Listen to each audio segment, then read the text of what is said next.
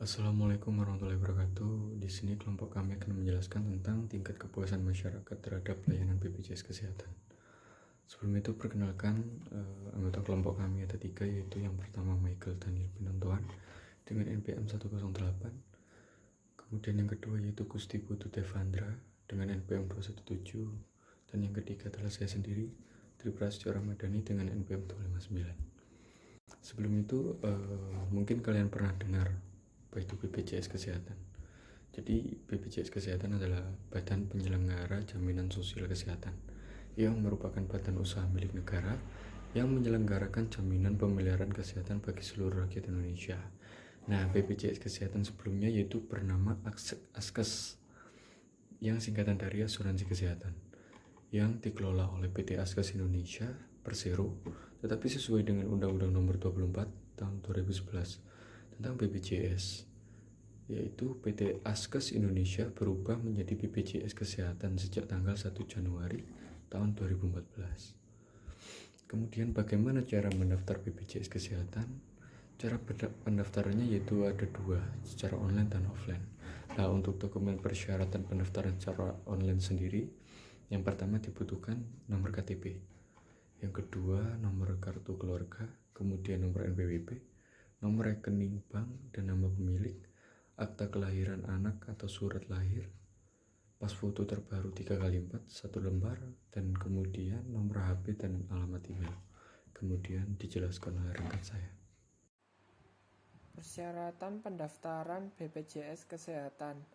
Dokumen persyaratan yang diperlukan dalam proses pendaftaran BPJS Kesehatan secara offline yaitu kartu tanda penduduk (KTP), fotokopi, kartu keluarga (KK), fotokopi, buku nikah, fotokopi, akta kelahiran anak atau surat lahir, fotokopi, pas foto terbaru 3x4 1 lembar.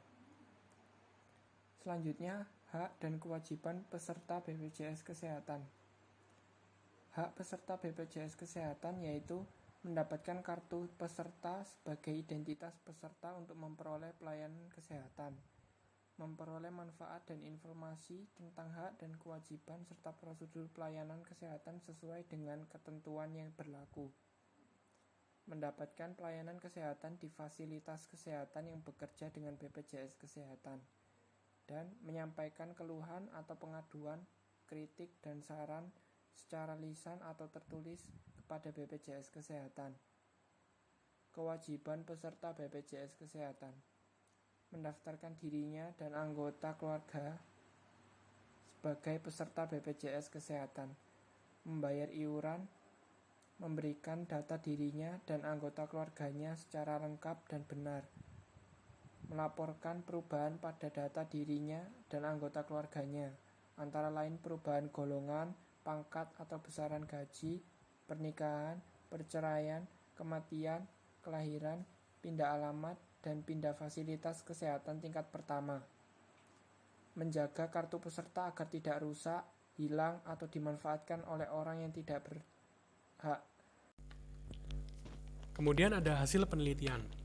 Hasil penelitian tingkat kepuasan jasa pada pelayanan BPJS Kesehatan dapat disimpulkan bahwa pelayanan BPJS Kesehatan sudah cukup memuaskan pesertanya dengan bentuk-bentuk pelayanan yang diberikan oleh petugas BPJS Kesehatan, baik perawat maupun dokter yang bertugas. Kemudian hasil survei yang menunjukkan bahwa sebagian responden masih belum mengetahui tentang pendaftaran BPJS Kesehatan yang dilakukan secara online. Hal ini kami rasa wajar, karena fitur pendaftaran BPJS secara online ini masih tergolong baru.